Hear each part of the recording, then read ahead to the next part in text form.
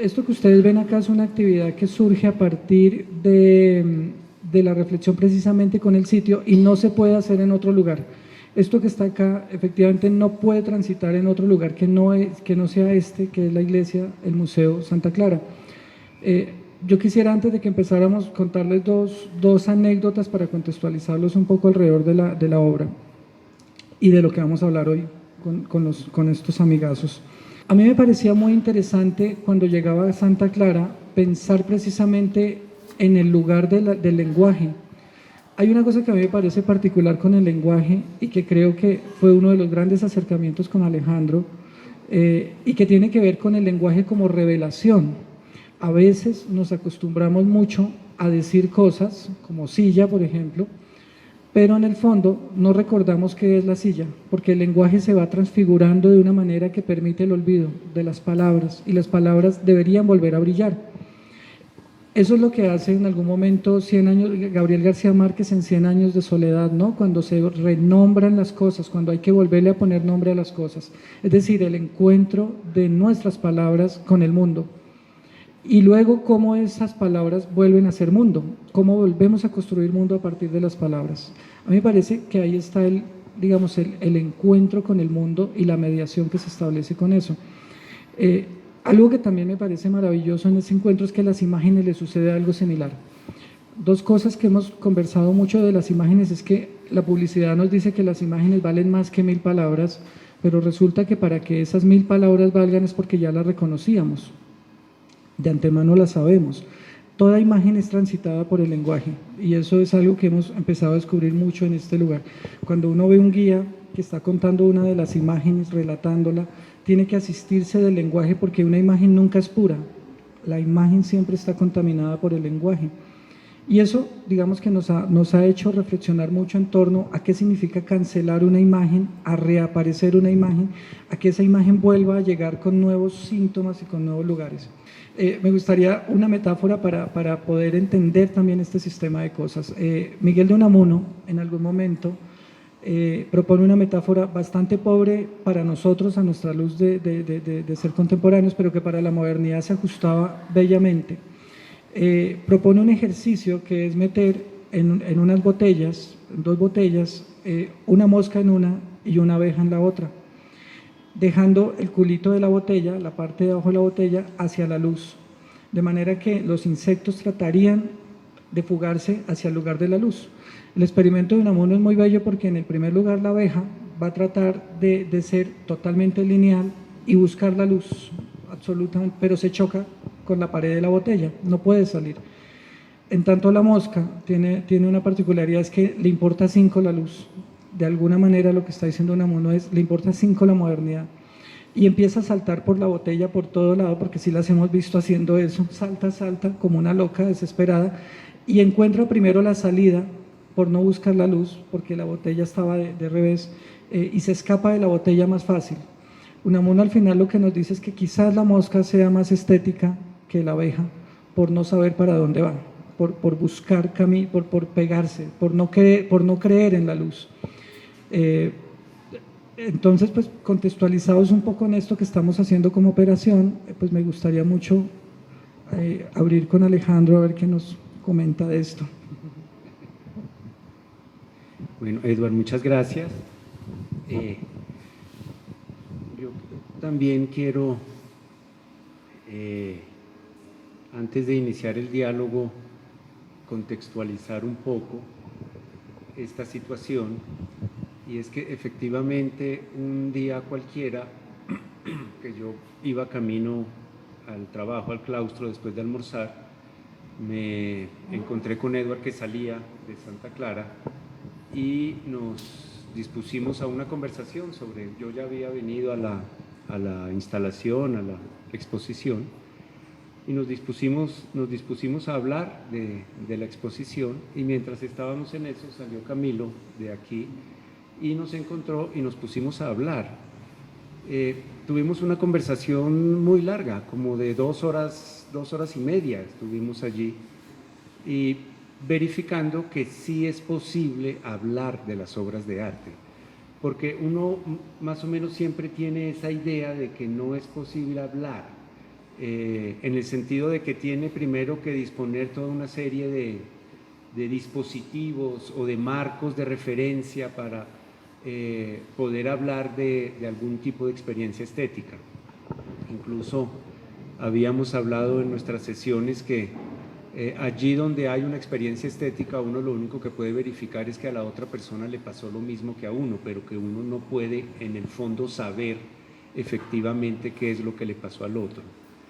En esa conversación con Camilo y Edward, verificamos que en la contemporaneidad, en la modernidad, sí hay una manera de hablar de las obras de arte y sí hay una manera de verificar si eso que a mí me pasó es lo mismo que a ti te pasó. Y esa manera es, esta palabra es feísima, pero y esa manera es warburgiana, digamos, que pertenece al método, a la manera que Aby Warburg descubrió o elaboró para referirse a las imágenes. Es decir, es estar constantemente hablando de imágenes. Por eso es que me gusta mucho hablar con Edward, porque siempre está construyendo constantemente imágenes. Pueden ser citas, pueden ser... siempre hay un santo al que le cortan la lengua, siempre hay una mosca intentando salir de una botella, siempre hay un confesionario, es decir, siempre hay imágenes en el que el marco de esa conversación está construido por imágenes. Y efectivamente así se desarrolló también con Camilo. Espacialmente, el momento que el público generalmente enfrenta primero es aquel que se encuentra al fondo, con esa tendencia de que cuando uno entra al museo, yo siempre había pensado que uno entra al museo y coge para la izquierda, pero el 99% de la población entra al museo y coge para la derecha. Entonces acá entran, cogen para la derecha y se enfrentan a aquello que está al fondo, que son una serie de microscopios donde uno puede observar objetos que han sido recogidos del suelo de este espacio en tiempos muertos del montaje, en momentos en que Edward venía a visitar el espacio y se encontraba con pelusas, con cadáveres de arañas, con cabellos, con todo lo que va quedando en un espacio como este, habitado como un museo. Y se disponen estos objetos en las, ¿cómo se llaman? En las cajas de Petri o relicarios, para que el público pueda a su vez agacharse sobre el microscopio y verificar algunas características físicas, materiales, formales de esos objetos. Evidentemente hay una muy fuerte relación, y ya hablaremos de esto, entre esa imagen que se configura como una máquina de imágenes, una mesa que a partir de un gesto y por medio de un aparato está generando imágenes. Esta máquina de imágenes está frente a otra imagen muy importante en el Santa Clara, que es la deposición de Cristo. Viniendo hacia acá, después podemos encontrarnos con los confesionarios, que son efectivamente unos lugares donde se verifica exactamente el mismo ejercicio religioso que se verificaba acá en el Santa Clara cuando aún tenía esa función, que es disponerse a través de una rejilla o de todas maneras con una cierta disposición del cuerpo a decir algo de manera susurrante a solo unos oídos que tienen una característica especial, y es que de alguna manera te van a dar una absolución, es decir, unos oídos que van a escuchar de alguna específica manera eso que tú vas a decirles con esa disposición corporal. Están dispuestos los confesionarios como un confesionario, con la única diferencia que parte de la respuesta a lo que tú estás diciendo va a ser una imagen. una reproposición de una imagen que ya está de alguna manera en el espacio y que tú te la vas a llevar contigo, esa imagen. Además de la conversación que se genera, que es exactamente lo mismo que sucede con la persona que te está dando la absolución. Y el tercer momento en la descripción son estos inmensos velos que cubren parte de las paredes del Santa Clara y que pueden ser manipulados por el público, es decir, el público puede correr estos velos, estos lienzos, puede correrlos y comenzar a descubrir o cubrir, comenzar a permitir el funcionamiento de esta inmensa máquina de las imágenes que es el Santa Clara.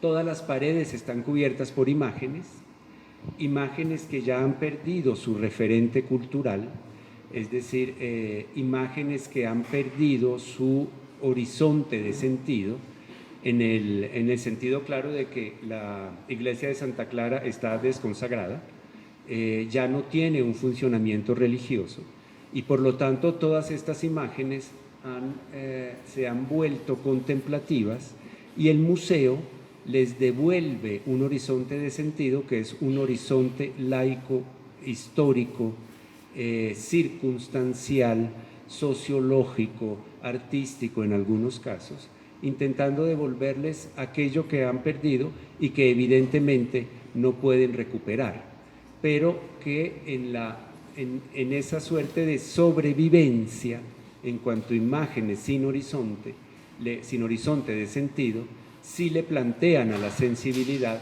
la posibilidad de encontrar ese horizonte. El juego del develamiento de las imágenes, del ocultamiento y develamiento de las imágenes, el juego de la aparición y desaparición de imágenes está poniendo a funcionar de una manera, digámoslo así, no institucional, sino sensible, está poniendo a funcionar esta inmensa máquina de las imágenes que es el Santa Clara. Quisiera preguntarle a Edward si hay un momento originante de esta instalación, si esta imagen tuya compuesta, este diálogo con el Santa Clara, si tuvo un momento genealógico en el que tú viste con relativa claridad qué iba a pasar, o si se fue construyendo en un interés sucesivo por este espacio y por sus imágenes. Curiosamente llegué, creo que fue la única propuesta de Luis Caballero que no tuvo imágenes. Era la única que solamente estaba hecha desde la teoría, desde el encuentro con el lugar y la reflexión por el lugar. Parto de varias ideas y es pensar que yo había visto acá en Santa Clara muchas exposiciones y algunas de esas de amigos que se presentaron al premio Luis Caballero también. Algo que me parece particular es por qué un museo le pide a los artistas que vengan a hacer algo. O sea, como cuál es el reclamo de lo institucional para que un artista ingrese a su lugar y lo replantee, y cuáles son las reglas de juego para ello. Hay algo que me parecía muy particular en eso y es que muchas de las obras que han habido acá en su operación de mediación se veían hipermediadas precisamente por la grandilocuencia del lugar, y esa grandilocuencia se roba la obra. Es como que de alguna manera el aparato barroco sigue funcionando, porque fíjense que hay una cosa muy curiosa entre el aparato barroco y el aparato capitalista, y es que se parecen en sus formas, y es que son antropofágicos, devoran lo que va ingresando, es como una máquina comestible. Entonces muchas de las obras, no todas, pero muchas de las obras con las que yo me chocaba viéndolas visualmente, reinaba demasiado el poder mismo de Santa Clara, y se pregunta de alguna manera uno qué está sucediendo para que esta institución con este poder visual exija al arte contemporáneo acá, como para qué lo quiere. Y en esa pregunta de qué es lo que quiere, entendíamos que lo que necesitaba era actualidad, actualizar las imágenes, pero donde las imágenes no pierdan el poder, es decir, donde el arte contemporáneo entre como un recurso ilustrativo para que estas imágenes sigan siendo poderosas y en el fondo evadir los cuestionamientos básicos del museo. Es decir, estas imágenes pueden ser cuestionadas en tanto el museo, en tanto los deseos del museo, es decir, hasta los alcances del museo como cuestionador, pero que no sobrepase ese límite de eso que se cuestiona como imágenes. Ha habido aquí obras que han tenido que ver con temas sobre género, sobre ecología, sobre antropoceno, pero todos esos eventos han sido canibalizados, digamos, por este sistema, de manera que en el fondo todas esas obras habían perdido poder. O sea, para mí el arte contemporáneo es un fenómeno de irrupción absoluta, e irrumpir significa que sea capaz de cambiar la estructura, por lo menos de su momento de exposición. Pretendía hacer una operación de esa manera, digamos que todo el ejercicio mío en el premio para presentarlo al premio fue hacer una disertación alrededor de qué es la mediación actual.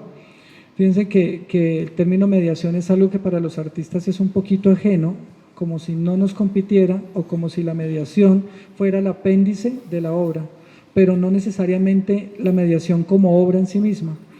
Y lo que pretendía era entender que este era un lugar absolutamente de mediaciones, ¿no? Mediación religiosa, la mediación que el museo mismo ha impuesto, pero en esa mediación del museo encontraba que era una mediación muy moderna, es decir, no se ha logrado comprometer con las agencias contemporáneas.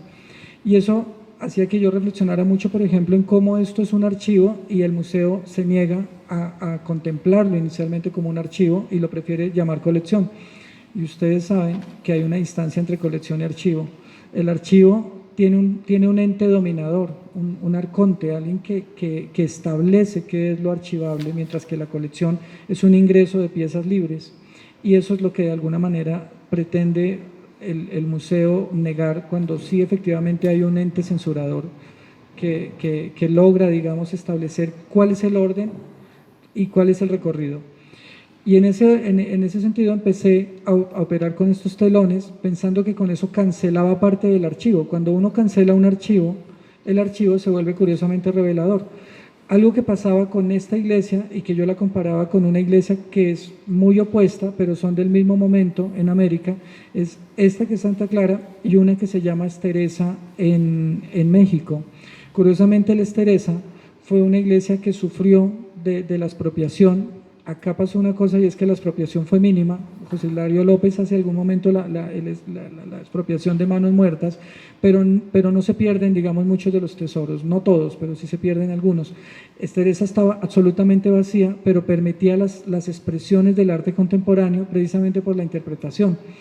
Al tener un archivo tan abundante, tan cargado, difícilmente se permite una interpretación, porque es tan abusivo el archivo, tan fuerte su poder, que la interpretación se empobrece en el momento en que hay esta carga de imágenes tan fuertes, o por lo menos a mí me lo parecía. En ese lugar, a mí me parece que digamos, entra una teoría muy bonita de Michel de Certeau, que habla mucho de los archivos jesuitas y cómo los archivos jesuitas son tan abundantes, tan grandes, tan grandilocuentes, que permiten poca interpretación de los historiadores, porque ya están tan completos que no permiten una historia sobre esa historia del poder. Y entonces, transitando en esa idea de la archivación, del poder de los archivos, del poder enunciador de unas imágenes tan cargadas, lo que tenía que hacer era taparlo definitivamente. Pero en ese tapar podía funcionar como un artista que fuera censurador. Y curiosamente, cuando uno habla del espíritu de lo político, tiene que ser todo lo contrario. Por eso los telones se mueven, porque no hay censura, hay una revelación en ese lugar. Viniendo en ese ejercicio, curiosamente, de chocarme todos los días y hacer un trabajo in situ alrededor de eso, aparecen las imágenes de la basura como un estante supremamente revelador del lugar, porque ¿qué es un museo sino un alojo de basuras? Y eso suena muy brusco, digamos, para los administradores de un museo sagrado, pero realmente ¿en qué se distancia una obra de estas de una reliquia, para mí una reliquia, una basura encontrada en el piso? Y esa pregunta que me transitaba, de repente la resolví precisamente en la historia de Occidente. Fíjense que la historia de Occidente es bien particular porque lo que sucede con ella es que somos fruto, los occidentales, nuestra cultura occidental, de la creencia en la imagen encontrada y perdida y que ha perdido su energía. Esto simplemente es recordar las cruzadas y cómo las cruzadas, que es un grupo de familias que se están formando en estados hegemónicos en Europa, contratan mercenarios para que vayan a Oriente, roben muchas de las cosas que están en Oriente. Esta es una versión mía, bien brusca, pero cómo se saca de Oriente un montonón de cosas, como trozos de lienzos, huesitos, pedazos de cruces, puntillas, clavos, se llevan a Europa y eso se establece como poderoso. Es decir, el dueño de una reliquia en ese momento tiene dos cosas: un fetiche protector y al tiempo un objeto que me va a dar poder, porque todos los demás deben girar en torno a lo sagrado. Y fíjense en cómo ese es el nacimiento, de alguna manera, de la política, que Rancière lo enuncia en algún momento, la separación de lo sensible, en donde yo, dueño de la sensibilidad, dueño de lo sagrado, soy el dueño del poder y los demás que no transitan por ese lugar deben mirarme a mí como poderoso. Ahí empiezan las diferencias sociales muy curiosas. Entonces, ver que afuera hay unos policías con unas vallas que no nos dejan ingresar, quiere decir que le seguimos otorgando el poder a unos pocos, a unos en lugar del gran otro, y nosotros nos quedamos, digamos, en la separación de esas sensibilidades. Encontrar esas basuras es de alguna manera enunciar el problema de por qué unas cosas son sagradas y otras no, o cómo le devolvemos el poder de lo sagrado a las imágenes, o cómo al revés se lo quitamos. Eso es un poco por donde transitan las basuras. Al final, viniendo de visita todos los días, que creo que es una invitación que deberíamos hacernos todos los artistas, o nos quedamos en el taller pensando en ideas, transitando por ese lugar, o si nos sometemos a lo público, eso público significa hacer ejercicios todos los días. Ejercicios, he venido todos los días desde que empezó el premio, pero había venido 2 meses antes y hacíamos unos ejercicios súper curiosos de venir siempre antes de que se levantaran las basuras para encontrar, como un médico forense, cosas interesantes. Entonces, esas basuritas dependen de eso. Y en esas visitas, en algún momento, me choco, muy curioso, con una revista de artesanías del Pacífico que aparentemente no tendría nada que ver con toda esta historia, pero que en esa revista aparece una mujer de raza africana pintando la uña a otra en el dedo gordo del pie, que era bien paradójico la uñita. Pero esto, lo paradójico es que en la ficha técnica de la revista dice pintura colonial aplicada sobre pie con esmaltes para uñas, esmaltes orgánicos. A mí me parecía muy curioso que esto que yo acabo de ver aquí como imágenes florales, porque aparte toda la historia y el mito que tiene la historia de lo floral sobre lo femenino es tan profunda, tan grande, tan generosa, esa relación de lo vegetal con el cuerpo es impresionante, y acá en Santa Clara es supremamente evidenciadora. Me llevaba a pensar que las imágenes definitivamente vuelan, se escapan, se van, se fugan, y en esa fuga encontraba que allá en un dedo gordo en el Pacífico había había una flor escapada de este recinto. Y efectivamente sí sucede porque quienes pintaron estas quienes pintaron estas flores son artesanos, indígenas, plebeyos, que definitivamente navegan en un sustrato social que se articula demasiado con la agencia de la vida y que produce y reproduce todo un fenómeno de imágenes. Entonces, al final yo lo que quería decir con todo esto es: las imágenes son una agencia absolutamente biológica, son como parásitos que cargamos constantemente. Y ese pues fue como el tránsito que ocurrió, es decir, nunca ocurrió una obra pensada, sino que definitivamente a veces creo que si uno de verdad quiere aprender del arte y quiere hacer una obra de arte, debería dejar que esa suceda sola, porque si uno impone cosas sobre el arte, ¿para qué lo hace? Si ya está, si el pensamiento se impone sobre la pieza, ¿para qué la hago si la pieza no me va a dar nada posible? Es decir, creo que precisamente entrar en estados de apertura sobre el arte es dejar que la pieza sea la que se produzca y la que vaya generando pensamientos en uno, para luego uno volver a replanteárselos. Acá todo fue en estados de apertura, tanto que hoy llegamos a un lugar en donde yo todavía estoy tratando de entender muchas cosas. Camilo, ¿qué fue lo que te ocurrió a ti en este lugar? Bueno, lo primero que quizás yo encuentro que es lo más fuerte es este dispositivo que de alguna forma es para mí un dispositivo subversivo, es decir, crea la posibilidad de tener otra versión sobre el espacio, de configurar de otra forma la visión. Entonces uno entra y se dispone a descubrir qué está pasando, como lo decías. Entonces veo esto, veo la estructura, veo las telas y me voy hacia atrás, veo las cajas. Todavía no estaba entendiendo absolutamente nada. Veo las cajas, como de esa curiosidad científica o esa curiosidad del artista, me pongo a ver y comienzo a lucurar teorías sobre por qué están ese tipo de cosas ahí y las telas y por qué. Y bueno, vine después, veo los dispositivos para la pintura de las uñas. Ese día no estaban las personas, pero entonces me senté a leer uno de los diarios que tienen aquí estas personas.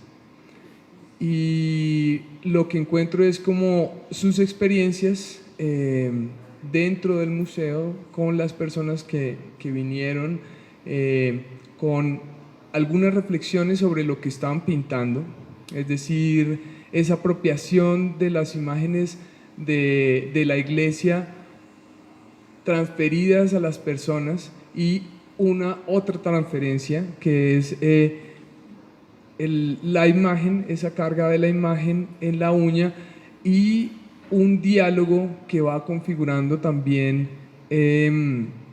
digamos, como una suerte como de coordenadas en donde hay distintas reflexiones sobre lo cotidiano, sobre el espacio y sobre, digamos, este dispositivo que de alguna forma para mí sí tiene algo como de… La palabra no sería censura, sino como de ocultamiento, de velamiento, ¿no? Y algo que le decía a Eduard que para mí fue pues como muy importante también, fue que en un momento yo le preguntaba a Eduard cómo estaban hechas las telas, simplemente porque materialmente son gigantes. Pintar estas telas no dije, pues pucha, debe ser un trabajo gigantesco, pero también el hecho de pintarlas, ¿sí? Porque perfectamente Eduard hubiese podido comprar telas con el color y ya. Entonces, en ese sentido yo encontraba que había una noción o una necesidad de crear una veladura sobre un dispositivo y una estructura de imágenes que ya existía y poner como un pintor contemporáneo, de alguna forma era un ejercicio del pintor contemporáneo, poner una veladura que le pusiera, que le diera otro sentido, pero que también los sentidos que quedan atrás se volvieran emergentes a través de esa veladura, que quizás es el ejercicio que uno hace como cuando pinta, ¿no? Uno pone una veladura que es una capa que le agrega una complejidad, un sentido, y también hace que de alguna forma emerja lo que está atrás y que uno ve velado. Eso por un lado. Por otro lado, me parece muy interesante también la disposición del cuerpo con respecto a este lugar que aún desacralizado sigue teniendo el sentido, ¿no? O sea, las imágenes aún tienen el sentido de lo religioso, quizás han cambiado bastante la percepción que tenemos sobre ellas por la época, por los años que han pasado, pero aún siguen teniendo un sentido en lo religioso, y este sistema subversivo permite que las personas que vienen acá dispongan su cuerpo de otra manera, incluso cuando las personas tienen que develar, tienen que correr. Hay otra disposición que no existe en una iglesia normal, ¿no? Uno en una iglesia normal entra y simplemente de alguna forma siente la arquitectura, siente este tipo de, digamos, de espacio que ha sido hecho netamente para contemplar y también para entrar como en una suerte de estado espiritual. Acá eso de alguna forma se vería afectado porque cuando uno entra no habría esa sensación de golpe, ¿no? Hay iglesias que uno entra y aún así no sea religiosa, siente de golpe como aquí hay algo más allá, ¿sí? Entonces, digamos que esa estrategia que crea aquí Edward fue como lo más impactante, ¿no? Como esa disposición del cuerpo y de lo espiritual para recogerse otra vez en un diálogo mucho más cotidiano, porque simplemente, bueno, los confesionarios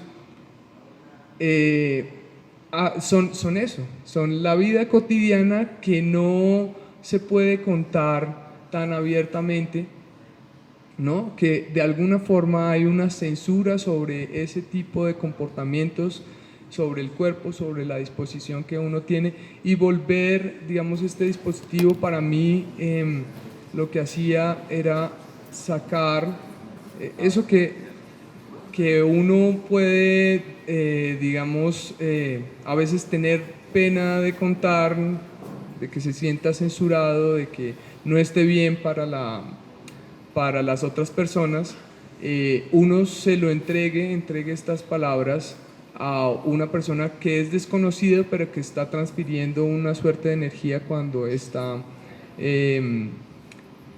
pintando esta uña, está haciendo una representación para uno. Y creo que ahí vuelve la dimensión de lo espiritual, de lo sagrado, ¿no? De lo cotidiano, de lo sagrado y de lo espiritual. Que efectivamente el premio Luis Caballero institucionaliza la necesidad contemporánea de la reflexión para las artes. Verificar que reflexionar sobre las artes ya hace parte de las artes es lo que hace el premio Luis, es lo que hace la institución por medio del premio Luis Caballero. Entonces, por primera vez en las intervenciones acá en el Santa Clara, desde mi punto de vista, me parece que hay un real enfrentamiento por parte de esta instalación, hay un real enfrentamiento respecto a la manera en el que el Santa Clara, en el que este espacio y estas imágenes se autodeterminan como artísticas, y la manera en que Edward interviene el espacio es jugando, es investigando y verificando esa posibilidad para el arte contemporáneo. De alguna manera, las otras intervenciones, desde mi punto de vista, hacían juego con el Santa Clara en una especie de juego dialéctico, es decir, de establecer una distancia tal con lo sagrado que hay un espacio de tensión más que un espacio de verificación e investigación. Quiero decir que desde mi punto de vista por primera vez hay una investigación respecto a las condiciones de posibilidad, las condiciones de artisticidad que ofrece este espacio y de verificación en esa oferta respecto a la posibilidad del arte contemporáneo. Es decir, que vamos a hacer una lectura de esta instalación como una investigación en artes. Ya que está institucionalizado por el Premio Luis Caballero y ya que lo reconocemos como una opción legítimamente poética. ¿De qué manera las artes investigan con opciones que ya la sensibilidad común, con posibilidades que ya la sensibilidad común reconoce? Repito, cualquier persona que entre a este espacio lo reconoce como un espacio artísticamente significativo, ni siquiera religiosamente significativo, porque ya no, pero sí artísticamente significativo. En ese sentido, entonces, quisiera desarrollar la siguiente reflexión. Hay una sola imagen en este espacio, y eso hace parte de la investigación que hizo Edward. Hay una sola imagen en este espacio que no es una imagen que requiera para su interpretación o para que esa imagen afecte la sensibilidad, que no requiere de una alegoría, porque efectivamente es el 99.9 de las imágenes que están acá en el Santa Clara, uno requiere de la sensibilidad. Para que haya una afectación requiere de una interpretación alegórica de la imagen. Precisamente porque, como diría Barbour, son imágenes que ya no están sustituyendo a la realidad. Uno ya no ve la realidad a la que ellas están sustituyendo, sino que ya se han convertido en signos puros. No hay ninguna referencia a la realidad, ellas se autorrefieren a sí mismas porque ya han perdido esa relación con la realidad. Esa realidad era la realidad natural, allí donde había dioses, donde había una disposición hacia lo divino. Una vez desaparecidos los dioses, todas estas imágenes dejan de significar una realidad y se convierten en un lenguaje alegórico, que uno tiene que entender qué significan las cadenas negras o las cadenas blancas, o qué significa que uno esté de medio lado, o qué significa que uno tenga la cabeza inclinada así, para que la imagen tenga alguna posibilidad de afectación de la sensibilidad. Y de allí a las mil interpretaciones de que entonces para poder entender el cuadro hay que saber en qué época se dibujó, quién lo pidió, por qué se hizo así, por qué no de otra manera, que ya tampoco pertenecen a la realidad a la que la imagen sustituye, sino que es la circunstancia de un lenguaje que busca su manera de significar.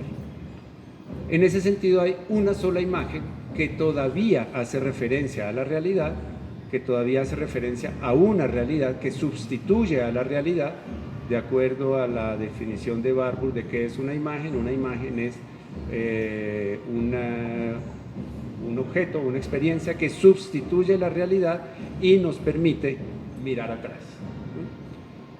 La única imagen que en todo este espacio sustituye a una realidad es la imagen de la deposición. Es decir, una imagen que está sustituyendo la realidad de la muerte, ¿sí? Y está disponiendo una serie de orientaciones gestuales de lo que significa vivir en una realidad que contempla como coordenada fundamental la muerte. Cuando Barbour dice, y nosotros lo hemos discutido, cuando Barbour dice la imagen es algo que sustituye a la realidad y me permite mirar atrás, Barbour está diciendo la imagen es algo que sustituye a la realidad, es decir, que me permite enfrentarla epistemológicamente, la realidad, no hay manera de enfrentar la realidad directamente. Es necesario una máquina, un artilugio que me permita enfrentarla para darme orientación en esa realidad. El signo de que efectivamente esa sustitución, la prueba de que efectivamente esa sustitución me da una orientación efectiva, epistemológica, me da conocimiento de la realidad, es porque me obliga a un gesto. Allí es cuando Warburg dice, la imagen es algo que sustituye a la realidad y me permite mirar atrás, es decir, me obliga a hacer un gesto que ya me enfrenta a mí, a mi cuerpo, a mi individualidad, a esa realidad, me enfrenta epistemológicamente. Ya hay una reacción real, una transformación en la realidad que me otorga el conocimiento y me otorga orientación.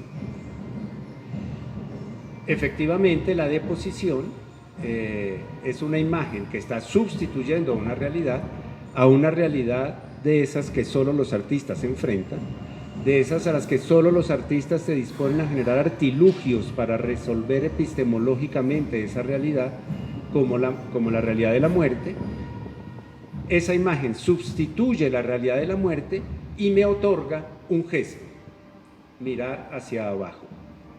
Entonces, todo el dispositivo de Edward de ese momento, todo el dispositivo de mirar hacia abajo, porque frente a la muerte no se mira hacia arriba, se pierde la desconfianza ante los dioses, se mira hacia abajo, el gesto es mirar hacia abajo, ese gesto de obligar al cuerpo a mirar hacia abajo porque se están recogiendo basuras, como decía Edward, está verificando, disponiendo en la investigación de qué manera esa imagen, de qué manera esa construcción de esa imagen es una imagen artística, o por lo menos sospechosamente artística, o por lo menos sospechosamente simbólica, en cuanto efectivamente otorga conocimiento de esa realidad.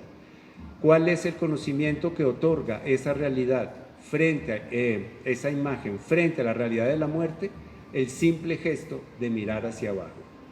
El simple gesto de mirar hacia abajo, cuando uno reitera el gesto de mirar hacia abajo en los microscopios o en el entendimiento de que ese es el gesto que recupera esas cosas, efectivamente está enfrentando el poder artístico de una imagen, que se transforma en un gesto.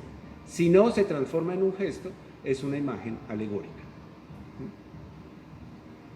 El segundo gesto de investigación respecto a la posibilidad que otorga este espacio, frente a la posibilidad de verificación de qué manera se construye este espacio para que la sensibilidad común lo reconozca sin lugar a dudas, en una época en que la sensibilidad no le es fácil, no le es sencillo identificar las obras de arte, identificar los objetos simbólicos. De qué manera la investigación está verificando de qué manera estas imágenes efectivamente son reconocidas como imágenes artísticas. Es el gesto de reconocer cómo, que también lo decía Warburg,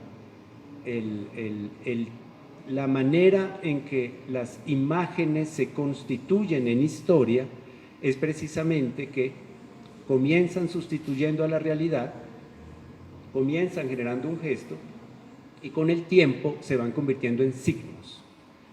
Ustedes recuerdan esa reflexión de Warburg.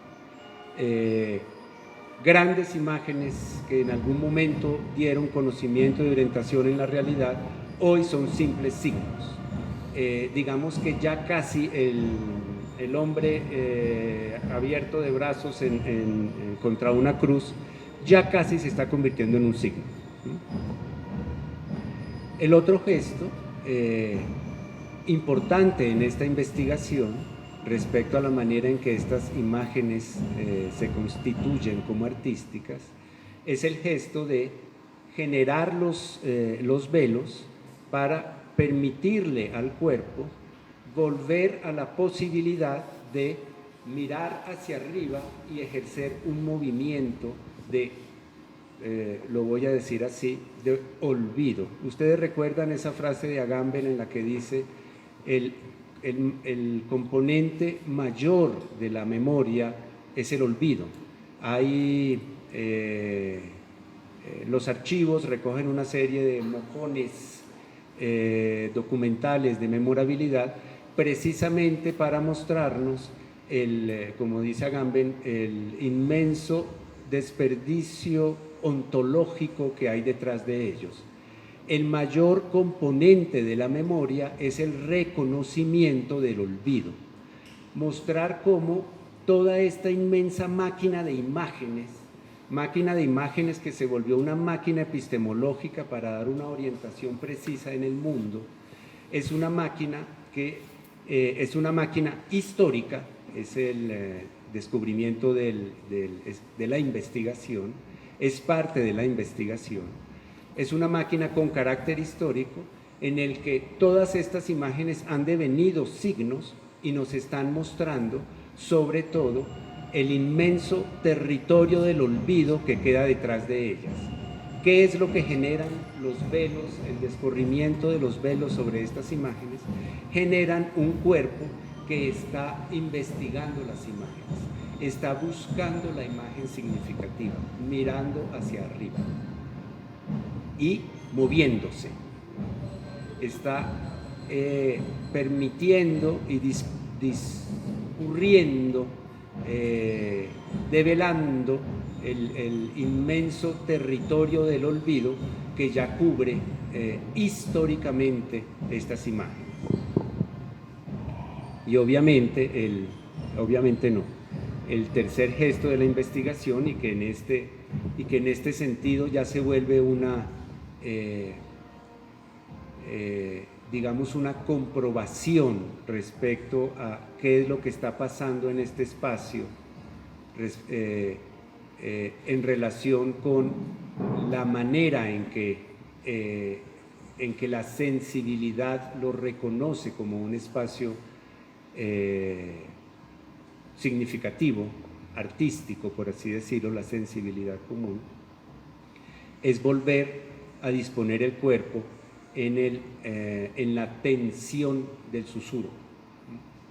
Es uno de los gestos más digamos, más orientadores en la historia del arte universal. El gesto de adelantar el cuerpo para acercarse a otro cuerpo y decirle algo que solo ese otro cuerpo va a escuchar. Tiene mil interpretaciones, la confianza, el secreto, la materialidad del encuentro con el otro cuerpo.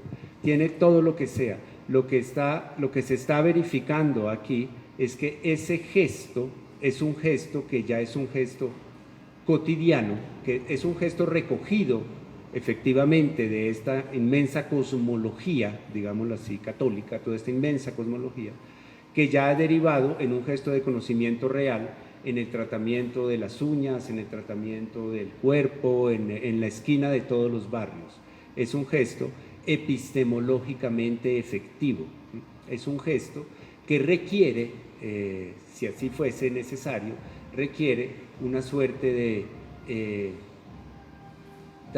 en este espacio, de generación de transparencia respecto a todas las imágenes que ya no la generan. En ese sentido, considero que la intervención de Edward, provocarse el archivo en el Santa Clara, es probablemente el espacio más difícil de los que ofrece el premio Luis Caballero, y enfrentarlo no en sentido dialéctico, no en sentido disacrante, ya ha sido desacralizado, enfrentarlo en un sentido de una investigación en arte respecto a la manera en que significan todas estas imágenes, y atreverse al ocultamiento y atreverse a la búsqueda del gesto que genera la imagen para su verificación epistemológica, me parece de una importancia, voy a decirlo así, extraordinaria en las artes contemporáneas. Eso que estaba contando Edward hace poco, de la manera en que se fue acercando a esto, de una manera política, de una manera institucional. Esto no es solo una iglesia, es también un museo. Significa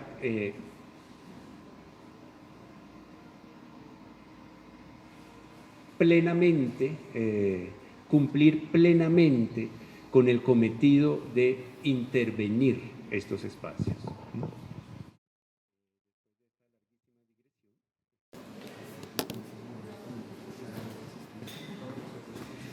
Hay algo que me parece particular de este lugar como institución, y es cuál es el secreto que guarda Santa Clara, cuál es esa cosa de guardar, de hacer un estuche y de pretender haber vuelto esto museo para volverlo público, como si definitivamente en eso público se quisiera guardar un secreto.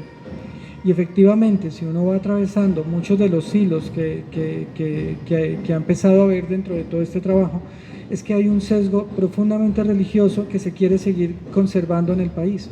Es una cosa demente, y es cómo a partir de lo público, a partir de lo museístico, a partir de la apertura aparente de la modernidad, se sigue teniendo unos hilos detrás que quieren conservar estos discursos como discursos posibles todavía.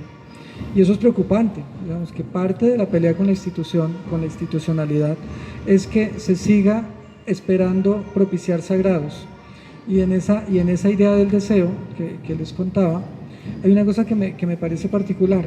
Cuando un visitante viene al museo y paga su boleta por venir a ver, quiere ver. Hay un deseo supremamente explícito de querer ver. Ese privilegio de la visión es un privilegio que nos ha atravesado a todos los occidentales y que ha hecho de alguna manera negación del cuerpo. Por eso, de alguna manera, se privilegia tanto la vista, se privilegia de una manera impresionante que en nuestro lenguaje cotidiano aparece la vista como narración de algo que no debería serlo. Algo que pasó acá muy bello con lo que sucede es que quizás donde más vi resistencia fue en la comunidad artística, curiosamente. Las personas en general que han venido y se rompen más fácil porque no esperan que esto sea arte. El problema de la prevención del arte es impresionante, es decir, cuando uno espera que esto es arte, ya no juego. Los artistas nos hemos vuelto los menos jugadores, curiosamente. Las personas en el cotidiano juegan más incluso que nosotros. Y Agamben dice una cosa que a mí me parece maravillosa: el lugar de la institución es un juego, definitivamente. Esto es un juego, no hay sagrados, no existen sagrados, nos inventamos los sagrados, nos inventamos el juego de lo sagrado, pero hay un lugar en donde queremos seguir jugando eso sagrado. Hegel con el amo y el esclavo. Queremos que sigamos en ese lugar de los sagrados, pero Agamben dice la única posibilidad definitiva es inventarnos nuevos juegos, y esos nuevos juegos es reestructurar el orden, tapar el orden preestablecido. Inventémonos juegos, pero si no hay jugadores es difícil. Curiosamente, gran mayoría de las personas que han venido han querido jugar y ha sido delicioso suspender el tiempo. Aquí hay una anécdota que quiero como meter ahí entreverada, y es dos recuerdos curiosos. Uno es cuando a todos nos ha pasado que nos untamos las rodillas de pasto jugando en el pasto, y eso ya es pintura. El que uno se unte una rodilla de verde es paisaje absoluto.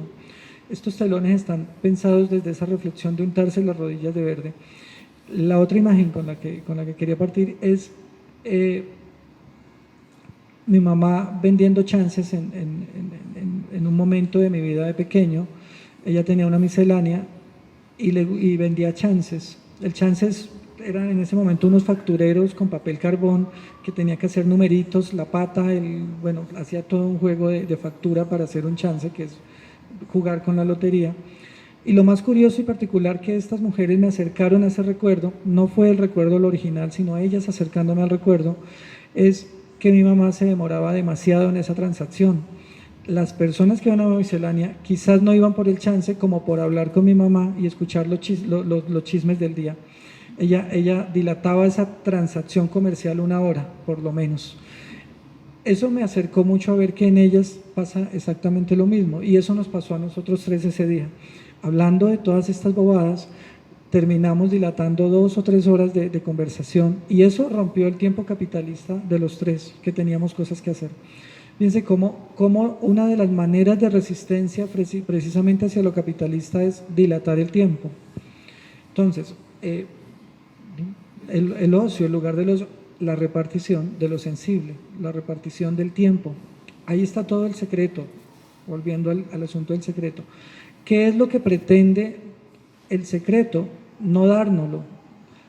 ¿Qué es lo que pretende el juego? Romper el secreto. Y eso era un poco la operación que trataba de hacer acá con no dejarnos, no quedarnos con mordernos la lengua, sino soltarla.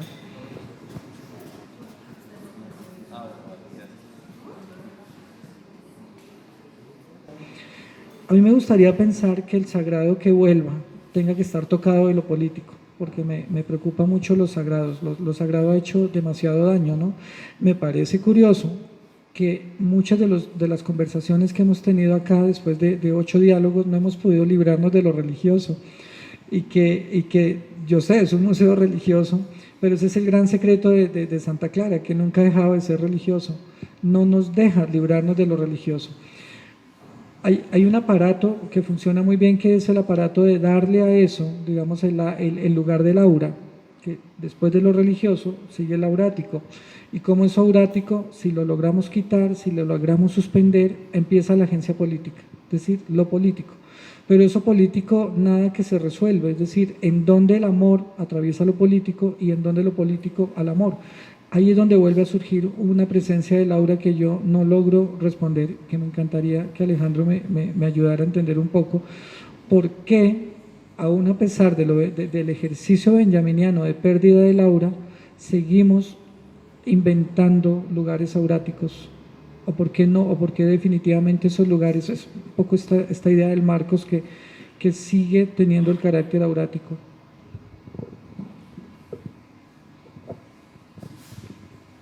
Eduardo, yo no sé por qué, pero sí puedo hacer una bonita reflexión al respecto, que tiene que ver con tu intervención acá y con lo que hemos estado hablando. Hay una, mira, yo logré entenderlo a partir del momento de los velos en la intervención, que el Santa Clara es un museo de historia.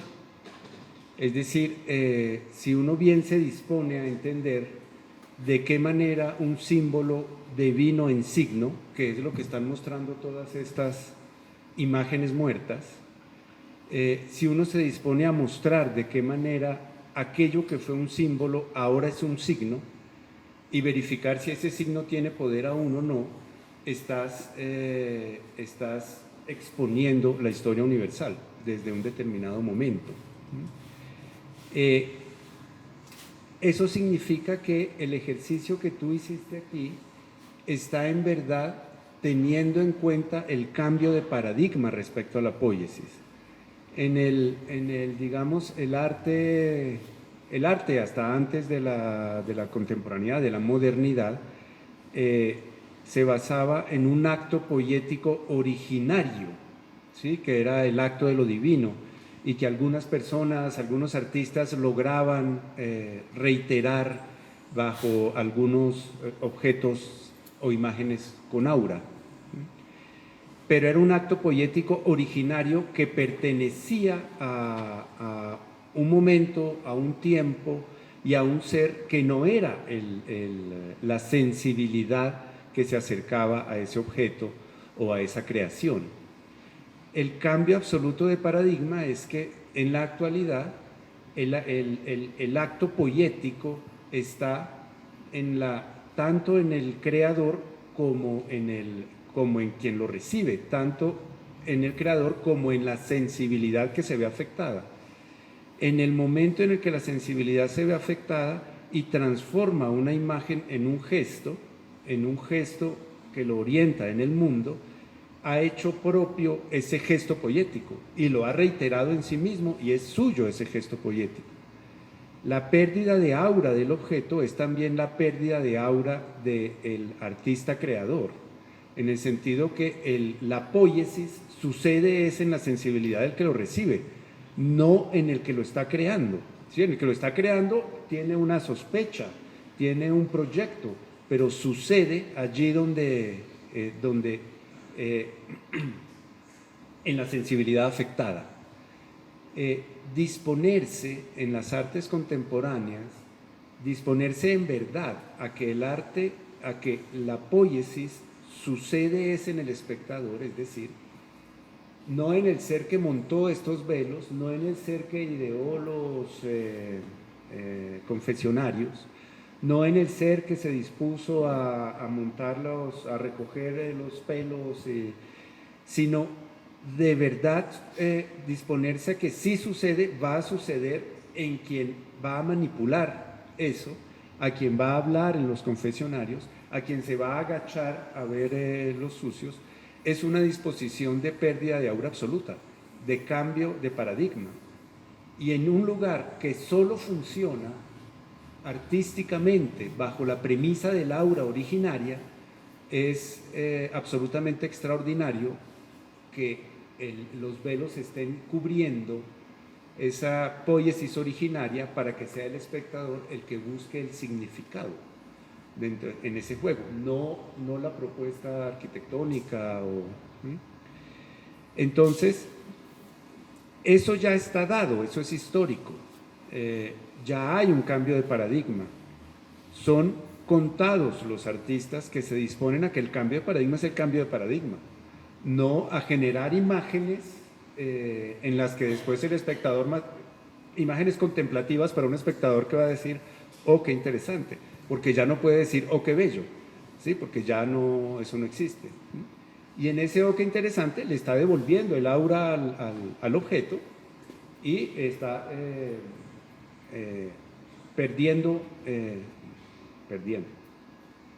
dejando de lado la real posibilidad poética de la contemporaneidad, que es la afectación y la transformación. Eso no había pasado en el Santa Clara, ¿sí? Porque más o menos era imposible luchar contra esa poiesis originaria que bajo ciertas disposiciones institucionales se conserva. Se conserva esa necesidad del silencio. Cuando se entra aquí, se conserva esa necesidad del sigilo, se conserva esa necesidad, institución que tú has tenido que enfrentar cotidianamente, precisamente porque el gesto es, el cambio de paradigma es absoluto. Tú coges como el poeta de Baudelaire que está atravesando la calle y se le cae el aura en el fango, tú coges el aura y la botaste al fango. Pero no ese gesto no es común en las artes.